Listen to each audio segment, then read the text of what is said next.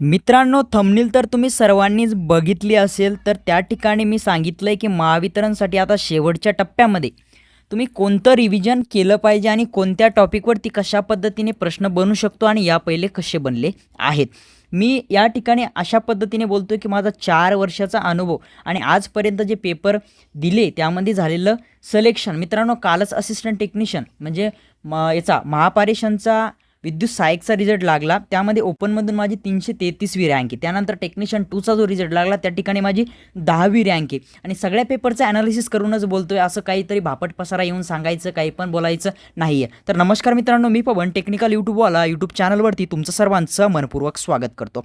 मित्रांनो, आपल्याला बघायचं आहे की कोणकोणते टॉपिक अशा पद्धतीने की त्या ठिकाणी प्रश्न येतातच, पण ते प्रश्न कशा पद्धतीने येऊ शकतात ते सगळं काही आपण एकाच सेशनमध्ये पूर्णपणे या ठिकाणी डिस्कस करणार आहे. ओके मित्रांनो, तर या ठिकाणी हा व्हिडिओ सर्वांनी बघायचा आहे, आपल्या मित्रांपर्यंत शेअर करायचा आहे आणि तुम्ही जर आपल्या चॅनलवरती नवीन असाल तर सबस्क्राईब करा. ओके, आणि नक्कीच या व्हिडिओला लाईक करून जा. तर मित्रांनो, तुम्हाला एक एक पॉईंट मी या ठिकाणी सांगत जातो. सर्वात पहिले आपलं चॅप्टर आहे मित्रांनो आपल्या सिलेबसमधलं, जे की सुरक्षितता आहे आणि आपल्याला अशा पद्धतीचे वर्क करावं लागते या ठिकाणी मेन इलेक्ट्रिसिटीवरती, या ठिकाणी मेन सप्लायवरती. तर त्या ठिकाणी हा पॉईंट हा खूप जास्त महत्त्वाचा आहे आणि वायरमनसाठी तर खूप जास्त महत्त्वाचा. काय मित्रांनो, सुरक्षितता. काय सुरक्षितता, आणि यामध्ये कोणकोणते असे पॉईंट आहे की यावरती आजपर्यंत पेपरला प्रश्न आले आणि आत्ता जो पेपर आपला विद्युत सहाय्यकचा आहे जो की 20 ते 22 या तारखेमध्ये होणार आहे, त्यामध्ये सुद्धा तुम्हाला या टॉपिकवरती 100% गॅरंटी देतो. फुकट काही पण बोलत नाही, 100% गॅरंटी देतो.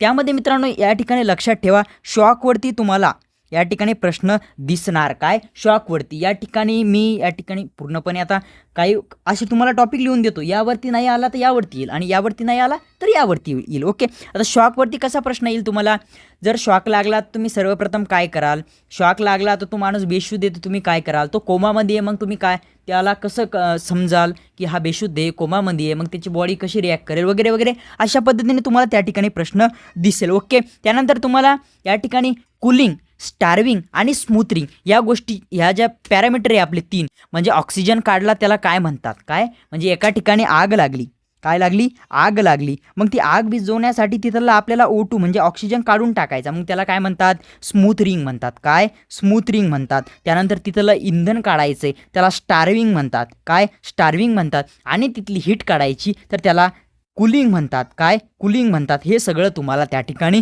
माहीत पाहिजे, यावरती सुद्धा प्रश्न येण्याचे चान्सेस आहे. आता नंबर 3ला काय मित्रांनो, या ठिकाणी आगीचे वर्गीकरण आपण कशाचे, तुमचे इन्सुलेशनचे ग्रुप आहे, त्यानंतर आगीचे, आग लागली तर कोणता एक्सटिंग्विशर वापरतो वगैरे वगैरे आपले ABCD असे ग्रुप पडतात. मग ए ग्रुपमध्ये कोणत्या वस्तूंना लागलेली आग, बी ग्रुपमध्ये कोणत्या वस्तूंना लागलेली आग, असंच एक्झाम्पली सर्व काही डी ग्रुपमध्ये लागलेली आग. ओके, आणि त्यानंतर तुम्हाला यावरती प्रश्न येतो एक्सटिंग्विशरचा. कसा एक्सटिंग्विशरचा, म्हणजे त्याला आपण मराठीमध्ये अग्निशामके, काय अग्निशामके म्हणतो. मग या ग्रुपसाठी कोणतं वापराल, या ग्रुपसाठी कोणतं वापराल, या ग्रुपसाठी कोणतं वापराल. लाईव्हमध्ये जर इलेक्ट्रिसिटी या ठिकाणी चालू आहे तर त्या ठिकाणी कोणतं वापरणार नाही आणि कोणतं वापरणार, यावरती तुम्हाला त्या ठिकाणी प्रश्न बघायला भेटणार आहे. हे झाले तुम्हाला एक्सटिंग्विशर. ओके, त्यानंतर तुम्हाला एक प्रश्न अशा पद्धतीने त्या ठिकाणी बघायला भेटू शकतो, तुमचे संरक्षण चिन्ह. काय संरक्षण चिन्ह. मग या ठिकाणी 4 प्रकारचे चिन्ह या ठिकाणी प्रोबॅबिलिटी वगैरे, मॅन्डेटरी, इन्फॉर्मेशन, वॉर्निंग, हे सगळे चिन्ह हे तुम्हाला करून घ्यायचे. ओके, यावरती आपल्या चॅनलवरती व्हिडिओसुद्धा आहे. टेक्निकल यूट्यूबवाला हे यूट्यूब जे चॅनल आहे आपलं, त्यावरती व्हिडिओसुद्धा आहे. हे झालं आपलं नंबर 1चं चॅप्टर. ओके, आता नंबर 2 बघूया. त्यामध्ये टूल बघा. काय टूल्स. आता टूलवरती तुम्हाला एक टूल विचारले जाईल, मग इम्पॉर्टंट टूल कोणते आहे त्यामध्ये, तर ते तुम्हाला मी सांगतो. इम्पॉर्टंट बरं का, सर्वात जास्त महत्त्वाचे. मग या ठिकाणी बघा प्लायर. काय प्लायर महत्त्वाचं आहे. तुम्हाला एखादं चित्र दिलेलं जाईल एखाद्या प्लायरचं, मग कोणती प्लायर आहे. ओके, कॉम्बिनेशन आहे, साईड कटिंग आहे. ओके, लॉंग नोज आहे, राऊंड आहे, कोणती प्लायर आहे ती तुम्हाला ओळखावं लागेल. त्यानंतर चिझल, इम्पॉर्टंट सांगतो या, चिझलवरती येऊ शकतं. ओके रे. ओके, त्यानंतर स्क्रू ड्रायव्हर. काय स्क्रू ड्रायव्हर यावरती प्रश्न येऊ शकतो. हॅमर झाले, 4-5 प्रकारचे हॅमर आहे, त्यामधला एका प्रकारचा जास्तीत जास्त फेमस आहे तुमचा बॉल पेन हॅमर. काय बॉल पेन हॅमर खूप जास्त हा फेमस आहे सर्वात. ओके, त्यानंतर बघा सर्व काही तुम्हाला एकदा वाचून घ्यायचे, यावरती प्रश्न येण्याचे चान्सेस आहे. ओके, त्यानंतर बघा पुढचा कोणता चॅप्टर आहे आपला या ठिकाणी बेसिक इलेक्ट्रिसिटी, ज्यावरती की जास्तीत जास्त प्रश्न बनणार आहे. काय बेसिक, कारण या ठिकाणी जो आपला ट्रेड आहे तो 8वी ते 10वीच्या मधला जो सिलेबस आहे तो आपल्याला त्या ठिकाणी बघायला भेटणार आहे. ओके, तर या ठिकाणी काय काय येऊ शकतं बेसिक इलेक्ट्रिसिटी मधलं सर्वात महत्त्वाचं तुम्हाला मी सांगतो. नंबर 1, सर्वात जास्त आपल्या इलेक्ट्रिसिटीचा सगळ्या सिलेबसचा बाप म्हणजे कोण आहे? Ohm law. काय ओहम लॉ. मग ओहम लॉ आला म्हणजे त्यामध्ये काय आलं? करंट आला, व्होल्टेज आलं, रेझिस्टन्स आला आणि त्यानंतर पुढे पॉवर. ही पॉवरचा तुम्हाला पूर्णपणे अभ्यास करायचा. मग त्याचे युनिट, सगळे पॅरामीटर, सगळे फॉर्म्युले. ओके, आणि ओम्स लॉवरती या ठिकाणी तुम्हाला फॉर्म्युला येऊ शकतो. या ठिकाणी एखादं वन लायनर एखादा क्वेश्चन येऊ शकतो. कशाही पद्धतीचा क्वेश्चन ओम्स लॉवर बनण्याचे 100% चान्स आहे. आणि पॉवरवरती सुद्धा पाठीमागं पॉवरचं युनिट व्हॅट आहे. काय व्हॅट आहे, आणि हे व्हॅट युनिट पाठीमागच्या विद्युत सहाय्यक पारेषणच्या पेपरला विचारल्या गेलं होतं. ओके, त्यानंतर बघा या ठिकाणून तुम्हाला आपल्या इलेक्ट्रॉनच्या ज्या कक्षा आहे काय KL, M. ओके, या कक्षावरती प्रश्न येऊ शकतो. 2, 8, 18, 32 म्हणजे कोणत्या कक्षेमध्ये किती इलेक्ट्रॉन्स असतात. मग यावरूनच तुम्हाला कॉपरचं पाठीमागं विचारलं गेलं होतं. कॉपरच्या शेवटच्या कक्षेत किती इलेक्ट्रॉन्स त्या ठिकाणी असतात, दुसऱ्या कक्षेत किती, तिसऱ्या कक्षेत किती असू शकतात, यावरती तुम्हाला त्या ठिकाणी प्रश्न बनण्याचे चान्सेस आहे. आता चार्ज, यामध्येच पुन्हा काय चार्ज. मग हे येतं तुमचं कॅपॅसिटरवरती. ओके, कॅपॅसिटर करायचं आहे तुम्हाला, इंडक्टर पण करायचं आहे तुम्हाला. काय कॅपॅसिटर आणि इंडक्टर यांचे दोघांचे सर्व फॉर्म्युले, काय सर्व सूत्र करायचे, सर्व पॅरामीटर, सर्व काही डेफिनेशन सगळं करून ठेवायचं आहे. प्रश्न येण्याचे चान्सेस आहे. आता रिव्हिजन करा पटपट, तुमचं झालेलं आहे. ओके, तुमचं झालेलं आहे असं समजू नका की आपल्याला येत नाही. हो, तुम्हाला येतं, फक्त त्याला रिव्हिजनची गरज आहे. काय रिव्हिजनची. आता यावरती मी सगळं काही या ठिकाणी सांगून देतो. यामध्ये तुम्हाला या चॅप्टरमध्ये सगळे युनिट करायचे, सगळ्या डेफिनेशन करायचे आहे. काय सगळ्या डेफिनेशन करायचे आहे, सगळे फॉर्म्युले, काय सगळे फॉर्म्युले करायचे. ओके, ह्या सगळ्या गोष्टी तुम्हाला या ठिकाणी करून घ्यायचं आहे. ओके, हा चॅप्टर झाला तुमचा, बरोबर आहे का नाही. त्यानंतर आपल्याला पुढचा चॅप्टर बघायचा आहे. आपला पुढचा चॅप्टर आपला कोणता आहे? पुढचा चॅप्टर नाही चालू झाला बघा. पुढचं आहे तुम्हाला इन्सुलेशनचे वर्गीकरण करायचे आहे. काय इन्सुलेशनचे वर्गीकरण, चॅप्टर चेंज झाला या ठिकाणी. इन्सुलेशन वर्गीकरण. ओके, आता यामध्ये इन्सुलेशन वर्गीकरण काय आहे तुम्हाला हे या ठिकाणी ग्रुप पडतात. त्यावरती ट्रिकसुद्धा मी पाठीमागे सांगितली. ट्रिक काय आहे? BF हाच. एक मुलगी तिच्या आईला म्हणते ए आहे हाच माझा BF आहे. काय हाच माझा BF आहे. ही अशी स्टोरी आपण या ठिकाणी क्रिएट करून या ठिकाणी पाठीमागं लेक्चर घेतलं होतं. ओके, मग या ठिकाणी याचे टेम्परेचर किती आहे ते सगळं बघून घ्यायचं. 90, 105 सगळं काही तुम्हाला काय करायचं बघून घ्यायचं. आणि यामध्ये कोणकोणते हे येतात म्हणजे या ग्रुपमध्ये कोणत्या पदार्थाला लागलेली आग हे यामध्ये येते, हे सगळं तुम्हाला यामध्ये बघून घ्यायचं आहे. त्यानंतर सगळ्यात जास्त महत्त्वाचं कंडक्टर. ओके, ज्यासोबत आपण खेळणार आहे. काय ज्यासोबत आपण खेळणार आहे आणि आपल्याला वाचवणारे इन्सुलेटर हे पण तुम्हाला त्या ठिकाणी बघून घ्यायचं आहे. त्यानंतर खूप जास्त महत्त्वाचं एक प्रश्न तुम्हाला बघायला भेटू शकतो, ते म्हणजे फुल फॉर्म. काय फुल फॉर्म एक तरी पाठीमागच्या वेळेस आले आणि आता येण्याचे चान्सेस आहे. मग MCB झाली, RCCB झाली. ओके, हे सगळे लय मोठे त्यामध्ये इन्सुलेशन ग्रुपमध्ये तुम्हाला बघायला भेटतील. ओके, आपल्या बेसिकमध्ये बघायला भेटतील सगळे. आणि यूट्यूबला जर गेला आणि तुम्ही टाकलं तर सगळं काय तुम्हाला एका ठिकाणी मटेरियल त्या ठिकाणी भेटून जाईल. त्यानंतर बघा 8 नंबर वायर खूप जास्त महत्त्वाचं यावरती प्रश्न येण्याचे चान्सेस आहे. केबल म्हणजे सगळ्यात जास्त महत्त्वाचं केबलवरती तुम्हाला या ठिकाणी त्याच्या रेंज म्हणजे अंडरग्राऊंड केबलच्या त्याच्या रेंज म्हणजे 33 केवीवरती 11 केवीवरती 132 वरती कोणते केबल वापरल्या जाते ह्या रेंज जास्तीत जास्त वेळेस आलेले आहे आणि येऊ शकतात. त्यामुळे केबल चांगल्या पद्धतीने करायचे आहे, त्याच्या रेंज करून ठेवायची आहे. रेंज करून ठेवायचं आहे. आता पुढचं आहे मित्रांनो आपलं पुढचं कोणतं आहे बघा. छोटीशी इन्फॉर्मेशन देतो, ज्यांना इन्फॉर्मेशन ऐकायला त्रास होतो त्यांनी स्किप करायचं आहे. मित्रांनो सत्यम 1.0 नावाची जी टेस्ट आहे ती फक्त आपण 199 रुपये पूर्णपणे विद्यार्थ्यांनी म्हटलं की प्राईस कमी करा म्हणून सर्वांसाठी आपण 199 रुपये केलेली आहे. सर्वांसाठी एकच प्राईस 199 रुपये आपण केलेली आहे. पहिली तिची 249 होती. यामध्ये 8 फुल लेंथ टेस्ट आतापर्यंत टाकल्या होत्या आणि परत काम चालू झालेले टोटल 13 फुल लेंथ टेस्ट आपण या ठिकाणी देतोय. कोणत्या टेस्टमध्ये सत्यम 1.0 आणि सगळ्या काही या नवीन पॅटर्ननुसार राहणार आहे. नवीन पॅटर्ननुसार राहणार आहे. त्यानंतर टॉपिक वाईज 27 टेस्ट आहे. त्यानंतर अदरवाईज काही यामध्ये आता तरी सांगतो सध्या करंटला त्या ठिकाणी 55 टेस्ट आहे टोटल आणि त्यामध्ये इन्क्लूड होतील 4 ते 5 म्हणजे 60 प्लस तुम्हाला टेस्ट यामध्ये फक्त 199 रुपयात. महाराष्ट्रामध्ये कुठे एवढा कंटेंट भेटत असेल तर बिंदास घ्या. आणि सर्वात महत्त्वाचं म्हणजे मित्रांनो IBPSच्या मेन पेपर पॅटर्ननुसार आहे. IBPS म्हणजे तुम्हाला या ठिकाणी दोन्ही लँग्वेज एकाखाली एक दिसणार नाही आहे जसं की तुम्हाला पेपरमध्ये दिसत नाही. त्यानंतर या ठिकाणी 2च सेक्शन असणार आहे, एक टेक्निकल दुसरा नॉन टेक. हे 2च सेक्शन असणार आहे. टेक्निकलचं सगळं या ठिकाणी रिजनिंग मॅथ मराठी हे एकासमोर एक हे मिक्स राहणार आहे जसं की IBPSला विचारल्या जातं. त्यानंतर मित्रांनो आपला जो ईबुकचा कोर्स होता ज्यामध्ये की switch gear and protection, normal basic, power system वगैरे या ठिकाणी नोट्स कलरफुल विथ डायग्राम आपण त्या ठिकाणी बनवल्या होत्या. हा कोर्स पहिले काहीतरी 99 रुपये प्लस होता, तो आपण कालपासून 49 रुपयासाठी पूर्ण मुलांसाठी त्या ठिकाणी लॉन्च केला आहे. तो सुद्धा तुम्ही घेऊन त्या ठिकाणी रिव्हिजन करू शकता कारण कलरफुल नोट्स त्या ठिकाणी आपण डेव्हलप करून दिलेल्या आहे. ओके, तर चला मित्रांनो कोणताही वेळ वाया न घालता आपण पुढचा टॉपिक कोणता होता आपण ते बघूया. तर पुढचा टॉपिक कोणता होता या ठिकाणी होता बघा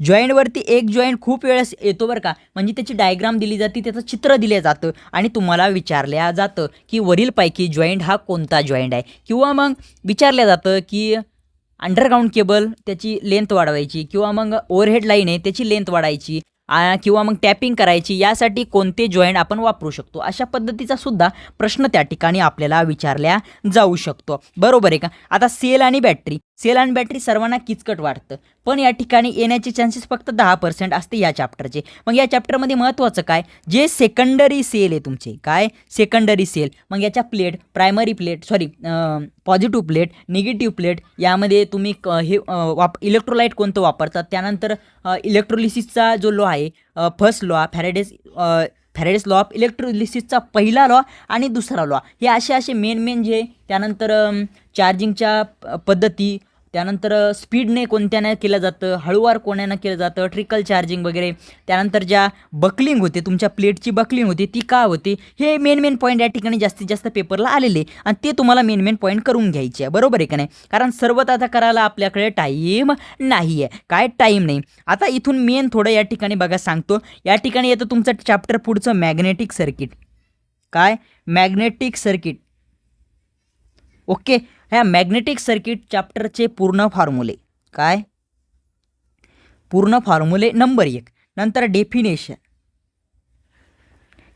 डेफिनेशन आणि नंतर युनिट सर्वात जास्त महत्त्वाचं. हे या चॅप्टरवरती 100% येण्याचे चान्सेस आहे. पाठीमागे 2-2, 3-3 प्रश्न आले, यावेळेस एक तर प्रश्न येईल ना. हे आपलं ॲनालिसिस बोलतं आणि त्यानुसार मी तुम्हाला सांगतो. बरोबर आहे, मी काही पेपर लीक केला नाही IBPSचा, पण माझं 4 वर्षाचं ॲनालिसिस आणि आजपर्यंत दिलेल्या पेपरचं या ठिकाणी सगळ्या काही गोष्टी त्या ठिकाणी मी त्याच्यावरती बोलतोय. बरोबर आहे की नाही. त्यानंतर यावरती तुम्हाला BH कर्व बघा, म्हणजे B म्हणजे काय, H म्हणजे काय, याचे सूत्र काय, फॉर्म्युले, त्यानंतर याचे युनिट काय, सगळं आपल्या डेन्सिटी, इंटेन्सिटी वगैरे सगळे पॅरामीटर तुम्हाला त्या ठिकाणी बघून घ्यायचे आहे. नंतर मी कॅपॅसिटरचं पहिलं पण बोललो, आता पण बोलतो. कॅपॅसिटर आणि इंडक्टर. फॉर्म्युले करून घ्या सगळं, कारण यावरती एखादा न्यूमेरिकल येण्याचे चान्सेस त्या ठिकाणी असू शकतात, बरोबर आहे की नाही. आणि तुम्हाला पेपरला या ठिकाणी 2-3 न्यूमेरिकल बघायला भेटतील बघा, 2-3 न्यूमेरिकल तरी बघायला भेटणार आहे. त्यानंतर ते न्यूमेरिकल कुठून असेल, मशीनमधून आणि बेसिकमधून त्या ठिकाणी असू शकतात. आता मिसलिनियसमध्ये या ठिकाणी बघा अर्थिंगचं प्रॉपर लेक्चर आपण कुठे घेतलं, यूट्यूबला घेतलेलं आहे. ओके, जर तुम्हाला येत नसेल तर परिपूर्ण त्या ठिकाणी जा आणि आपलं अर्थिंगचं लेक्चर बघून काढा, त्याबाहेर प्रश्न जाणार नाही. आणि नोट्स जरी लागल्या तरी सांगा अर्थिंगच्या नोट्स, पण माझ्या नोट्स अशा आहे कुत्र्याचे पाय मांजऱ्याला आणि मांजऱ्याचे पाय कुत्र्याला, त्या मलाच समजतात, तरीसुद्धा तुम्हाला लागल्या तर मी त्या ठिकाणी टाकण्याचा प्रयत्न त्या ठिकाणी करेल. आणि आता यावरती तुम्हाला एक प्रश्न बघायला भेटू शकतो, आणि दुसरं म्हणजे आई रूल. पाठीमागच्या प्रत्येक पेपरला एक आई रूल, एक प्रश्न आलेला आहे, त्यामुळे इथं सुद्धा 100% चान्सेस आहे.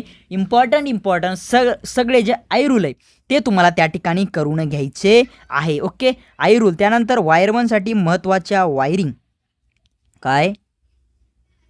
वायरिंग करून घ्यायच्या सगळ्या. घरगुती वायरिंगचे जे 4-5 प्रकार आहे ते सगळे काही करून घ्यायचे. सगळ्यात जास्त महत्त्वाची वायरिंग कोणती, आज रोजी म्हणजे आत्ता, फ्युचरमध्ये म्हणजे कोणत्या वायरिंग वापरल्या जाईल, आता सध्या कोणत्या वायरिंग जास्तीत जास्त वापरल्या जातात. ओके, आणि महत्त्वाचं वायरिंगवरती जे सगळे काही आई रूल बनले त्यावरती जास्त प्रश्न विचारल्या जातात, ते तुम्हाला परिपूर्ण त्या ठिकाणी करून घ्यायचं आहे. काय करायचं आहे, करून घ्यायचं मित्रांनो आहे. त्यानंतर बघा इल्युमिनेशन, या ठिकाणी सांगतो इल्युमिनेशन. ओके, इल्युमिनेशन हा चॅप्टर एकदा अशी जोरात नजर मारून घ्यायची त्याच्यावर, फक्त काय जोरात, कारण चान्सेस 10% आहे, काय 10 ते 20%. ओके, जोरात नजर मारून घ्यायची, पण कारण काय, आपला कोणताही प्रश्न त्या ठिकाणी जाता कामा नाही. हे झालं एवढं. आता आपले मेन टॉपिक राहते मशीन आणि पॉवर सिस्टम, ज्यामध्ये की अशी कोणती गोष्ट नाही की त्यावरून ती प्रश्न येणार नाही. तरी पण सांगतो की कुठून प्रश्न येऊ शकतात. आता तुमचा घेऊ DC जनरेटर आणि DC मोटर एकदाच, कारण इकडं जे तेच तिकडे आहे, DC generator DC motor. Okay, चला, DC जनरेटरचा प्रिन्सिपल, DC मोटरचा ओके, यावरती प्रश्न येऊ शकतात. पाठीमागे विद्युत सहाय्यकच्या पेपरला पारेषणचा प्रश्न आला होता, DC जनरेटरचा प्रिन्सिपल. त्यामध्ये सगळे रूल्स करायचे तुम्ही, त्यामध्ये कोणते आपले हे नियम सगळे, राईट हँड रूल्स, त्यानंतर लेफ्ट हँड रूल्स, मग त्यामध्ये फिंगर काय बोलतो, कोणता थंब काय बोलतो, या ठिकाणी जो कर्ल फिंगर आहे, तुमचा मिडल फिंगर आहे, त्यांचा अर्थ काय आहे, ते काय सांगतात, हे सगळं त्या ठिकाणी विचारल्या जाऊ शकतं. आता पार्ट म्हणजे कन्स्ट्रक्शन म्हणू शकता तुम्ही याला, काय कन्स्ट्रक्शन. ओके, त्या कन्स्ट्रक्शनमध्ये सगळे पार्ट वगैरे, त्यांचे कामं, ते कशापासून बनले, हे सगळं तुम्हाला त्या ठिकाणी करायचे. लॉस, त्यानंतर रिॲक्शन, दोन्हीचं मी कॉमन बोलतोय मी, मोटर आणि जनरेटर, कोणत्या त्या ठिकाणच्या सगळ्या रिॲक्शन, हे सुद्धा त्या ठिकाणी तुम्हाला येऊ शकतं. त्यामधले फॉर्म्युले सगळे करायचे, कारण इथून जो काही तुम्हाला हे येणार न्यूमेरिकल, ते इथून येण्याचे 100% चान्सेस असतात. काय 100% चान्सेस असतात. ओके, आता पुढे DC मोटरचं सेम आहे. त्यानंतर तुमची synchronous motor generator, synchronous motor generator, हे जे काय वरती सांगितलं प्रिन्सिपल, त्यांचे पार्ट म्हणजे त्याचं कन्स्ट्रक्शन, लॉस, रिॲक्शन, त्याचे सगळे फॉर्म्युले, हे सगळं तिथं पण करायचं आहे, यामध्ये सुद्धा करायचं. मग मोटर असो, जनरेटर असो. आणि महत्त्वाचा, आपल्याला सर्वांसाठी खूप जास्त आवडता आणि खूप जास्त महत्त्वाचा, तुमचा ट्रान्सफॉर्मर. तुमचा ट्रान्सफॉर्मर. मित्रांनो, ट्रान्सफॉर्मरमधला एकही असा पॉईंट सोडायचा नाही आहे की तो तुम्ही केला नाही. त्याचे सगळे पार्ट झाले, स्टेप अप झालं, स्टेप डाऊन झालं, ट्रान्सफॉर्मेशन रेशो झालं, सगळं काही तुम्हाला इथून करायचं आहे. देवा शपथ सांगतो, इथून प्रश्न येण्याचे 100% चान्सेस आहे, कारण आपल्याला जी नोकरी लागते ती ट्रान्सफॉर्मर सोबत खेळण्याची लागते, बरोबर आहे का नाही. ट्रान्सफॉर्मरचा आणि आपला 100% त्या ठिकाणी काय होणार आहे, या ठिकाणी संबंध येणार आहे. आता तुमचं चालू झालं या ठिकाणून पॉवर सिस्टममधला एकही पॉईंट असा सोडायचा नाही की तो तुम्हाला येत नाही. ओके, मग सगळे इफेक्ट, त्याच्या पहिले आपल्याला घ्यायचं आहे स्विच गिअर अँड प्रोटेक्शन. काय स्विच गेअर प्रोटेक्शन शॉर्टमध्ये लिहितो. ओके, त्यामधला फ्यूज झाले, फ्यूज करायचे. फ्युजिंग फॅक्टर मागच्या वेळेस आला होता. काय फ्युजिंग फॅक्टर यावेळेस पण येण्याचे चान्सेस येऊ शकतं, त्यात काय, बरोबर आहे का नाही. त्यानंतर रिले, कशासाठी कोणता रिले वापरला जातो किंवा डायग्राम दिली जाईल आणि वरचा रिले कोणता आहे ते विचारला जाईल. सर्किट ब्रेकर, कोणत्या ठिकाणी कोणतं सर्किट ब्रेकर वापरलं जातं यावरती तुम्हाला त्या ठिकाणी अशा पद्धतीचा प्रश्न तयार होईल. या ठिकाणी स्लाईड आहे. ओके, चला मग नवीन स्लाईड घेतली. ठीक आहे, बघा आता पॉवर सिस्टममध्ये काय सर्वात पहिले तुमचं जनरेशन, काय झालं जनरेशन. Number 2 transmission,